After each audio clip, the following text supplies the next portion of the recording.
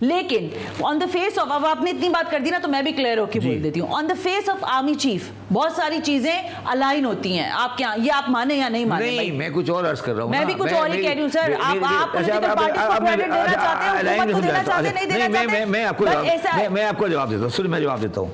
میں ساری زندگی روتا رہا کہ ایکسچینج کمپنیوں کو صحیح کریں, ٹھیک ہو گیا. آپ نے نہیں کیا, فوجیوں نے بلایا, سیدھے ہو گئے. بالکل ٹھیک ہے. آپ نے, میں ساری زندگی روتا رہا کہ آئی پی بی کو صحیح کریں, آپ نے نہیں کیا, کل فوجیوں نے بلایا, 400 بلین کا سیدھا ہو گیا. بالکل ٹھیک ہے, اور 5 نکل بھی گیا اس میں سے. ٹھیک ہے. اچھا, اس کے بعد آپ نے کہا ساری زندگی میں روتا رہا کہ افغان ٹرانزٹ ٹریڈ کو کریڈٹ دیں نا, مجھے بات کمپلیٹ کرنے دو نا.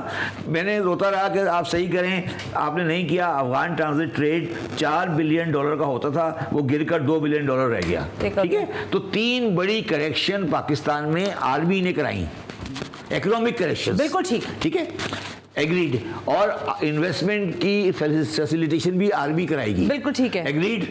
اچھا, اب مگر جو انویسٹمنٹ کا سوشل ماحول بنے گا, جس میں انویسٹمنٹ کا جو انوائرمنٹ بنے گا, وہ ماحول اس وقت بنے گا جب سارے سوسائٹی ایک ساتھ چلے گی. یہ تو انہوں نے کریکشن ایکٹنگ کی ہے اور رائٹلی کی ہے. بالکل ٹھیک ہے.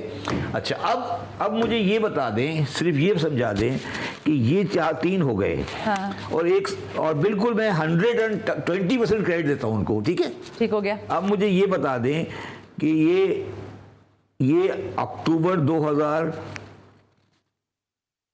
میں چلے جائیں گے. صحیح ہے. پھر کیا ہوگا؟ کنٹینیوشن کی بات کر رہے ہیں. پھر کیا؟ ہاں نہیں, پھر کیا ہوگا؟ جو اگلا آئیں گے وہ اس کو کنٹینیو کریں. تو پھر یہ جو آپ نے جو تالیاں بجانے کے لیے اسلام آباد میں رکھے ہیں, ان کا کیا کریں گے؟